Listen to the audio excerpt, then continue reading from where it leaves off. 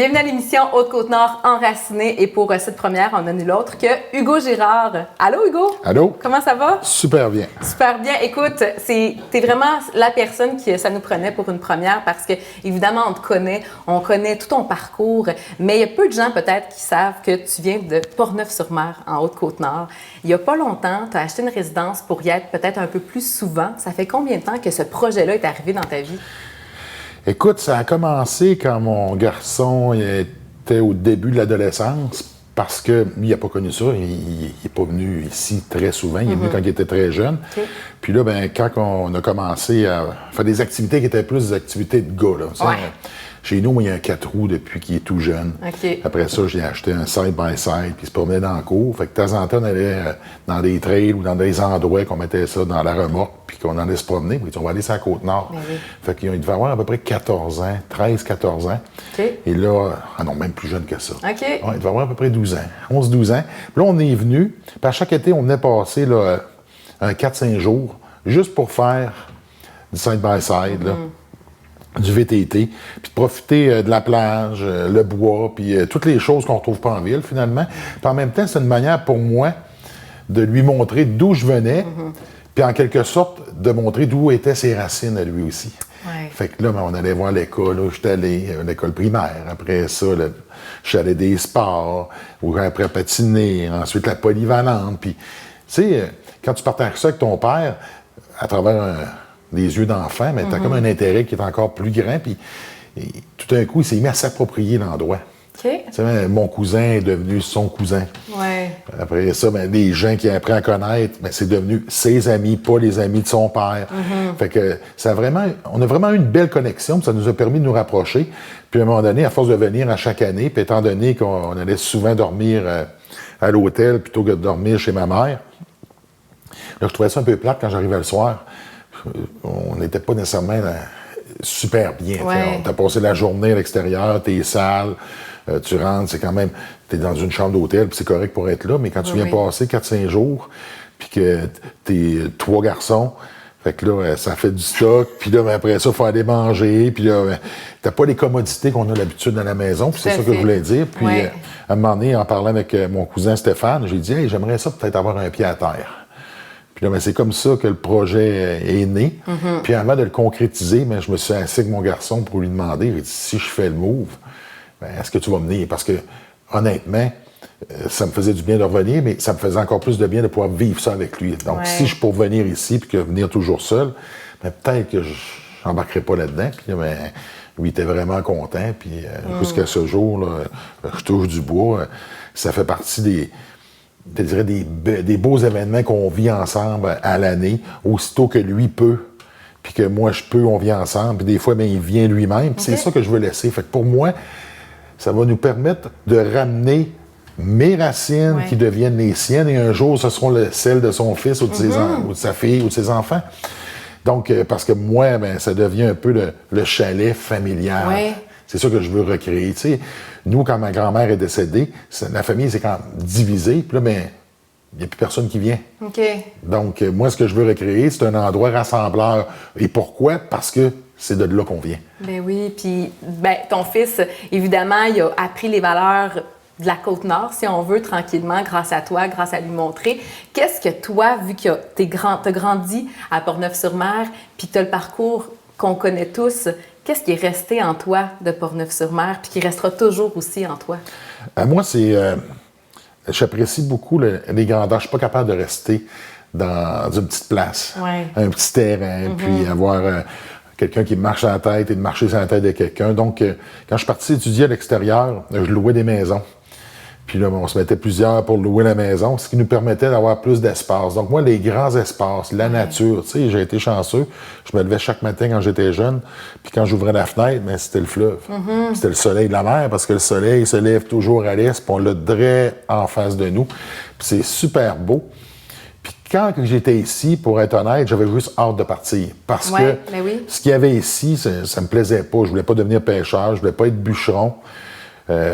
Donc, les avenues pour se développer et avancer, ils ne sont pas nécessairement ici. En tout cas, ils n'étaient pas là pour moi. Mais en fait, ton rêve, c'était de devenir l'homme le plus fort du monde. Donc, évidemment, il fallait voir un petit peu plus loin dans le monde. Et de un, et de deux, ben, l'homme le plus fort du monde, lever des roches, ça ne paye pas les comptes à la fin du mois. Donc, ça te prend un métier. Tout à fait. Donc, moi, je voulais. Puis les métiers qui étaient accessibles ici, mais c'est pas ça qui m'attirait. Je voulais pas travailler sans construction. Pas que c'était pas un beau métier, mais c'est pas ça, parce que ça me permettrait pas de m'entraîner. Moi, je voulais m'entraîner. Pour faire ça, il fallait que je regarde en ville, à l'extérieur. Donc, l'école devenait un véhicule pour m'emmener près des endroits où je devais être, pour avoir accès aux outils que j'allais avoir besoin pour réaliser mon rêve. Donc, un dans l'autre, j'ai joint l'utile à l'agréable et j'ai trouvé un compromis où j'ai réussi à avoir une carrière qui a fait en sorte que mon plan A était d'être policier, donc j'ai eu une carrière. Mon plan B, qui était vraiment mon plan A, était de devenir un athlète. Et éventuellement, j'ai réussi à le faire. Donc, j'ai été chanceux, puis c'est venu quand même, parce que j'ai jamais arrêté, puis j'ai toujours foncé. Mais ça me manquait, les grands espaces, aller dans le bois, la chasse, la pêche, toutes les activités de plein air. J'habite en ville, mais je suis pas en ville. Donc, moi, je suis à une demi-heure de la ville. Puis j'ai sensiblement le même genre de choses, sauf que j'ai pas la mer. Puis je suis vraiment bien. Mais il y a quelque chose qui fait que quand je viens ici, puis que j'arrive au traversier, c'est comme là, si je décroche, là, puis tu viens de m'enlever une tonne de poids sur le dos et que je peux vraiment relaxer. Puis le plus drôle là-dedans, c'est que mon gars, c'est la même affaire. Pareil. Même s'il n'est pas né sur la Côte-Nord, il y a physiquement il y a ce sentiment d'attachement-là. Puis ça, je suis vraiment content qu'il vit. Puis j'y ai pas passé, il l'a développé. Il l'a développé comment? Parce que mes histoires, mon passé, ma famille, qui est sa famille, tout ça, il se l'est approprié.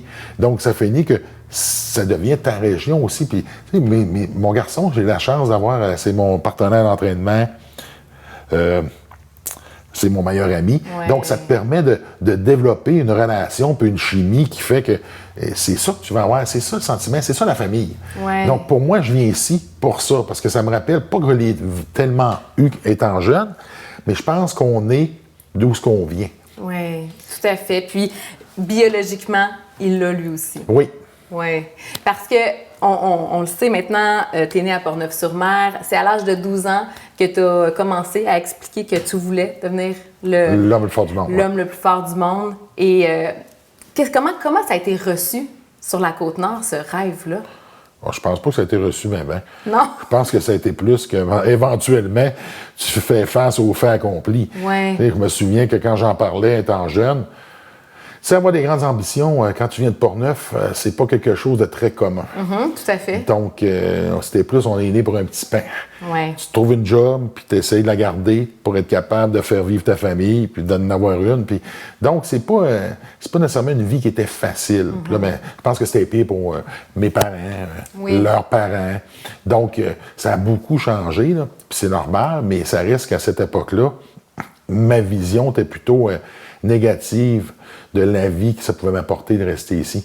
C'est en grandissant que tu réalises les richesses que tu y retrouves. Puis ce qui est drôle, c'est que on regarde ça, parce que souvent quand je parle aux gens, puis je dis que je m'en viens sur la Côte-Nord, puis que j'ai un chalet ici, là, ils me disent « Ouais, mais qu'est-ce qu'il y a à faire? » Tu sais quoi? Ce qui arrive, c'est que les gens qui habitent en ville ont l'impression que pour que tu aies quelque chose à faire, il faut que tu dépenses de l'argent, puis il faut que tu te rendes quelque part, puis que là, il y a quelque chose qu'ils ont préparé pour toi pour que tu puisses le faire, puis là, tu t'assois, puis tu le regardes. Ça, c'est ça qu'il y a quelque chose à faire. C'est pas ça ici. Moi, ce que j'aime, c'est qu'ici, là, il y a plein de choses à faire, mais il faut que tu les fasses. Tout à fait. Il y a une simplicité là, particulière méconnue. Là. Une simplicité, puis un détachement des choses qui sont pas essentielles. Pour moi, c'est pas une vie superficielle quand je viens ici. Là, tu tombes dans le vrai. L'air est vrai, la mer est vraie, le bois est vrai. Le feeling est vrai. Le monde est vrai. Je dis pas qu'il n'y a pas du bon monde non plus où ce que j'habite. C'est juste que c'est différent parce que le stress est omniprésent. Fait que quand je viens ici, ma grosse différence, parce que chez moi, je suis vraiment bien installé. Je suis en campagne, des grands espaces. Mes chiens sont pas attachés. Je suis vraiment, je suis choyé, là. Mais j'ai un stress constant. Puis je l'ai réalisé en venant. Que là, quand j'arrivais ici, là, oui, il y a le côté, l'histoire que j'ai vécue puis que je viens d'ici, mais je pense que ça va plus loin que ça. C'est un peu comme si, tu prends une plante, puis ta plante, tu vas la mettre ailleurs, mais son milieu, il est ici. Mais c'est un peu ça. Je comprends. Fait que je peux aller ailleurs, puis je m'arrange bien, mais c'est ici. C'est d'ici que je viens, puis c'est ici que je sens que je suis bien. Puis c'est pas nécessairement pour les gens, c'est vraiment la place, c'est vraiment la Côte-Nord. Puis tu as une certaine fierté. J'essaie de m'impliquer le plus possible dans ma région, parce que j'essaie de la faire connaître. J'emmène beaucoup de gens de l'extérieur avec moi, que je lui ai fait découvrir. Puis ils me disent tout de la même affaire, et on pensait pas que c'était le même. Puis t'es pas loin, là. Moi, je suis porte à porte, là, entre 5 et 6 heures de chez moi, là. C'est très accessible, là. Très accessible. La plupart des gens trouvent que c'est long. C'est drôle parce que j'avais la même conversation hier. Moi, avoir un chalet qui est à 2 heures de chez nous, ben, j'ai comme l'impression que je suis pas vraiment ailleurs. Je comprends. Ouais, moi, ce que je veux, c'est que tu veux sentir que tu es rendu ailleurs. Sinon, tu as sur le même paysage. Puis l'autre aspect que j'aime pas, parce que oui, j'aurais pu aller m'installer, mettons, dans les Laurentides, mais de me ramasser où ce que je vais avoir la même impression que tu as en ville, où ce que, oui, tu es sur le bord d'un lac avec un petit terrain, puis tes voisins sont pas. J'étais comme, OK, c'est quoi la différence? Moi, là, j'embarque sur mon VTT, je m'en vais dans le bois, là. Oui. Puis je pars le matin, puis je m'en vais marcher sur la plage, puis j'en ai long, puis on n'est pas une foule sur la plage. Ouais. T'es tout seul, puis si t'es chanceux, tu rencontres quelqu'un. Là. Puis là, ben, j'emmène mes chiens. Le plus drôle, c'est que je vais marcher le matin, puis les chiens partent à la course, puis t'es vois sourire. Oui. Ça sourit pas un chien, là, mais t'es vois là, comme ils vont dans l'eau, puis ça se met à courir, puis là, ben, ils lâchent le fou, puis tu fais, qu'est-ce qui leur fait faire ça? C'est juste l'endroit où on est. Oui, donc il y a quelque chose de la Haute-Côte-Nord qui est enraciné partout là, chez les Girard. Mais c'est vraiment intéressant, puis on aura l'occasion aussi de reparler un petit peu de ton parcours quand tu habitais à Portneuf-sur-Mer, mais on va aller juste avant une petite pause et on revient tantôt.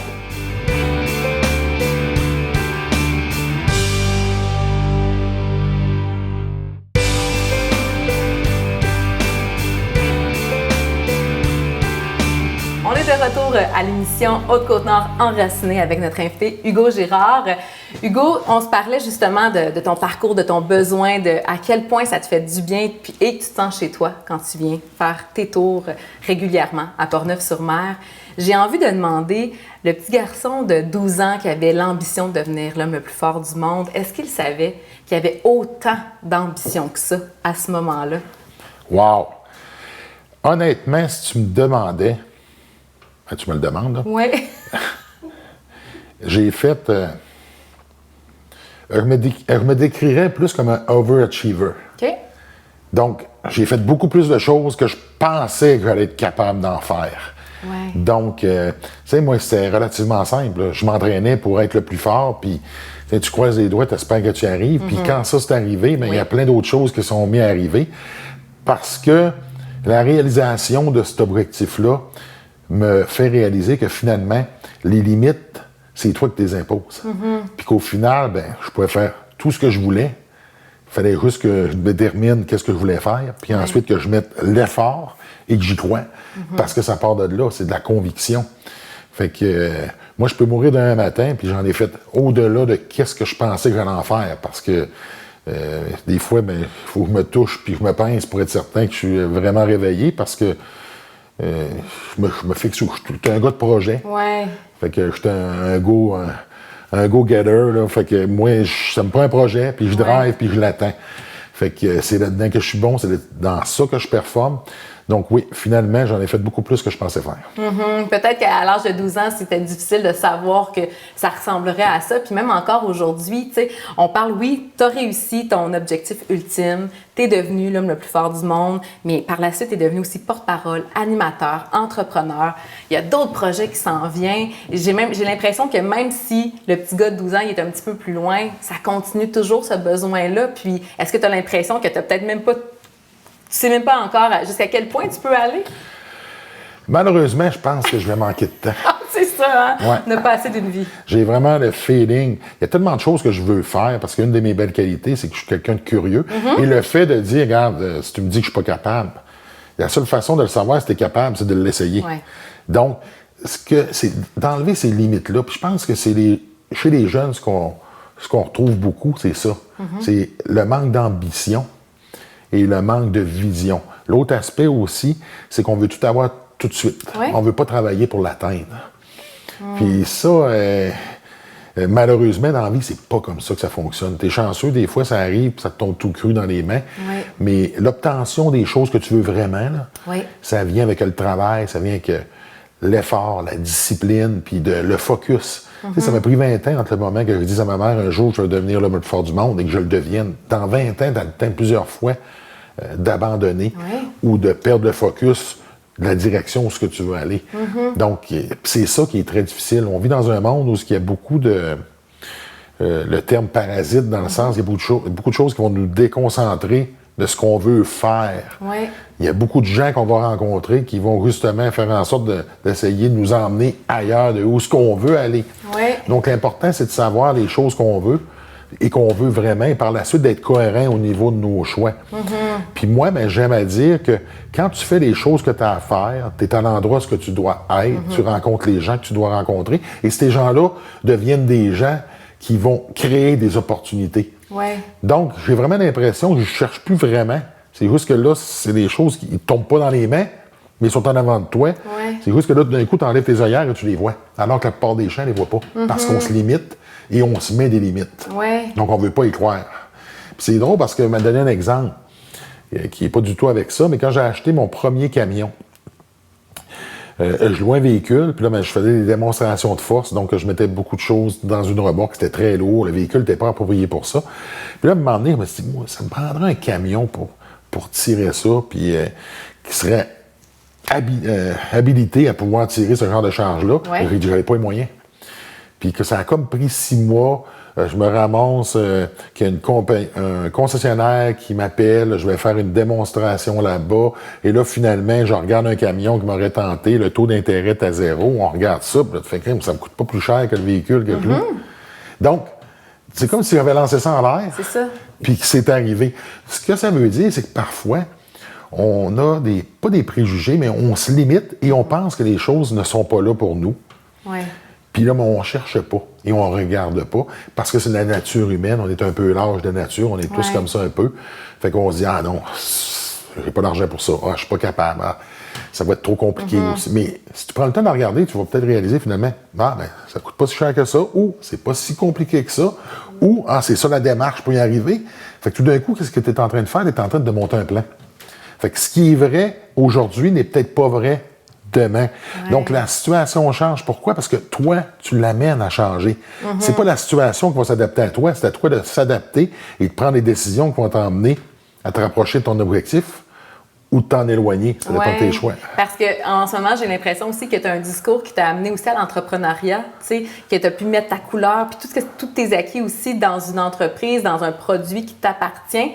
Le parcours aussi mondial que tu as eu, le fait de pouvoir voyager partout, de rencontrer plein de gens, de toucher à tout, est-ce que tu as l'impression qu'il y a 10 ans, tu aurais pu être l'entrepreneur que tu es aujourd'hui?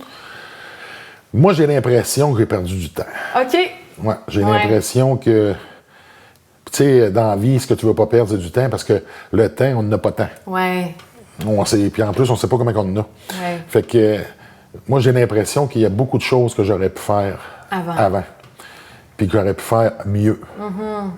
Fait que là, on ne peut pas retourner en arrière. Fait que là, ça fait en sorte que tu prends avantage beaucoup plus de ce que tu as présentement. Tu réalises l'importance que ça a et la valeur que ça a. Donc, c'est encore une fois, c'est un conseil que je dis souvent aux gens, c'est perdez pas votre temps. Parce que le temps, là, lui, il ne revient pas. On a l'impression, on va remettre ça demain, puis demain, je vais le faire. Puis là, c'est sur le lendemain, mais chaque demain, il devient une journée qui est hier. Je comprends. Et ce hier-là, il ne revient pas. Puis là, tu te remontes, tu es 1 an plus vieux, 2 ans plus vieux, 3 ans plus vieux. Donc, l'importance de rêver et d'avoir des rêves, que ce soit des objectifs, que ce soit un rêve, un but, peu importe comment on l'appelle, c'est important de rêver parce que ces rêves-là, c'est ce qui nous garde vivants. C'est ce qui nous garde sur le qui-vive, puis nous garde, je dirais, avoir une personnalité où tu n'es pas mort en dedans, tu es illuminé. Parce qu'il y a quelque chose qui t'allume. C'est ça que les rêves font. Puis quand tu réalises un rêve, finalement, tu réalises que, crime, je suis capable. Ouais. Là, tu t'en fixes un autre. Ouais. Et là, tu t'en fixes un autre. Et là, d'un coup, tu ne vois plus la vie de la même manière. C'est plus une question de réussite et d'échec. C'est une question d'apprentissage. Je deviens meilleur, je m'adapte. Puis, au final, tu sais, si tu vises 100%, peut-être que tu vas tomber à 90. Mais si tu vises 60, tu vas peut-être avoir 50. Je comprends. Donc, plus haut tu vises, plus haut tu vas tomber. Et le feeling que tu as, c'est que finalement, la prochaine fois. Puis ça change toute la perspective. Puis je pense qu'en faisant ça, puis j'ai la chance de le vivre avec mon garçon, parce qu'on a souvent ce genre de conversation-là. Puis c'est pas facile avec des jeunes. Parce qu'ils voient pas le monde de la même manière que nous. Puis des fois, ils ont l'impression que t'es dépassé, t'es pas de leur génération. Ouais. Mais en même temps, quand les babines suivent les bottines, puis qu'ils voient le genre de vie que tu mènes, puis comment que tu fais les choses, à un moment donné, ben, ils essaient les affaires à leur manière, mais ça les ramène à dire, OK, ben, comment tu vois ça, puis comment tu ferais ça, toi? Ouais.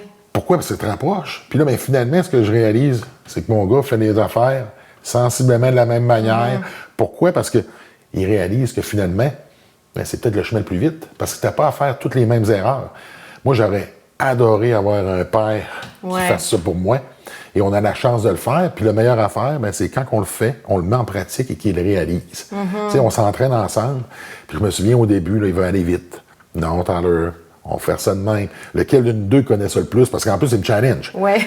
Fait que lequel de nous deux connaît ça le plus, tu penses? Ben, toi, ben, c'est ça, je te le dis, là, on va faire ça de même. Ouais, mais là, ça avance pas. Ça va venir. Ça va venir. Ça va venir, puis là, d'un coup, ça arrive et ça se met à avancer. Ouais. Puis là, ben, tu le vois dans ses yeux, tu le vois dans son visage, tu le vois dans son non-verbal, et là, c'est comme s'il venait de catcher. Donc, petit train va loin. Chaque journée, tu deviens meilleur que la veille. Mais calcule ça, là. À la fin de l'année, tu as avancé. Là. Donc, c'est des petits pas d'avant. Éviter les pas de côté, puis surtout de ne pas reculer. Oui, puis en même temps, il faut dire aussi que dans ces valeurs-là, il y a beaucoup de les valeurs familiales, mais il y a beaucoup de patience. C'est ce que j'entends aussi derrière, c'est qu'il faut être patient, il faut prendre le temps aussi que ce soit bien fait. C'est un peu aussi la valeur que tu essaies de véhiculer à ton garçon. Ben, c'est parce que la vie est comme ça. Oui. Tu sais, dans la vie, il n'y a rien de gratuit. Puis on paye pour tout d'une manière ou d'une autre. Donc, quand on construit une maison, on ne commence pas par le toit, on commence par le solage et la fondation. Puis là, c'est drôle, quand on fait la fondation, on a l'impression, tu sais, tu commences à creuser, puis à faire un trou. Puis après ça, ben, tu fais la slab. Puis ensuite, tu commences à monter les murs, puis placarder pour pouvoir couler le ciment. Tu as l'impression que ça avance pas vite. Mais une maison, une fois que la fondation est faite, là, tu regardes ça aller, puis au bout d'une semaine, tu fais « Et tabarnak, ça a donc bien avancé. Oh, excuse-moi. » C'est pas grave. Trop excité. Fait que là, ben, la maison, avant que tu le saches, elle est montée, puis ils sont en train de faire la finition à l'extérieur. Ouais. C'est comme ça dans la vie. Je comprends. Le plus important, c'est le plus long et le moins visible. Exactement. Puis après ça, une fois que ça c'est fait, puis que c'est bien fait, le reste vient, puis ça vient quand même assez rapidement. Parce que ta fondation est déjà là. Donc, c'est ce que je dis tout le temps. C'est pour ça que j'ai l'impression qu'il y a beaucoup de projets que je fais que je trouve pas ça difficile. Puis des fois, les gens vont dire « Ouais, mais ils voient ça difficile, mais je le vois pas difficile. » Pourquoi? Parce que j'ai comme la moitié du travail qui est fait. La fondation est là. Ouais. Le véhicule change, mais ça reste la même chose de la manière dont on le fait. Donc, puis il faut dire aussi que la santé est très importante pour toi. Tu es allé aussi là-dedans dans l'entrepreneuriat. Il y a une patience aussi, il y a quelque chose, il y a un plan établi aussi dans ta tête. Est-ce que la santé, parce que oui, tu t'entraînes avec ton garçon, mais est-ce que la santé, c'est aussi une valeur que tu as véhiculée très rapidement à ton garçon? Oui, parce que moi, quand il était jeune, j'ai commencé à lui faire prendre des multivitamines et des huiles de poisson quand il était bébé, parce que c'est prouvé. Ça les aide, ça l'aide au niveau de la santé. Puis tu sais, la santé, on prend ça pour acquis. La majorité des gens, on vient du monde en santé, puis on réalise pas assez l'importance que ça a. Jusqu'au moment où on a des problèmes de santé, comment ça change ta vie, que les priorités viennent différentes. Donc moi, ma vision des choses, c'est, regarde, pourquoi attendre que tu aies des problèmes pour être en santé? Donc c'est un peu comme une voiture, tu préviens, tu l'entretiens, tu y fais attention, tu le chéris, parce que la santé, là, c'est la plus belle affaire qu'on a. Parce que la vie n'est pas la même quand on commence à avoir des complications et qu'on passe nos journées à l'hôpital, à passer des tests ou à aller subir des traitements. Il n'y en a plus de projets là, qui tiennent. Parce que ton temps est rendu ailleurs, parce que c'est une priorité. Parce que si tu n'es pas en santé, le reste passe complètement deuxième. Donc, pour moi, ma santé, c'est primordial parce que c'est ce qui me permet de continuer à avancer, de me lancer des défis et de réaliser des beaux projets. Tout à fait. Puis, il faut dire aussi qu'on t'a présenté tantôt, que tu viens de Portneuf-sur-Mer, que tu es porte-parole, que tu es animateur, que tu es athlète aussi. Mais là, je pense qu'on pourrait dire que le profond Hugo Girard est venu nous rendre visite ici, en Haute-Côte-Nord. Et on te remercie vraiment beaucoup d'avoir été. Ça me fait plaisir.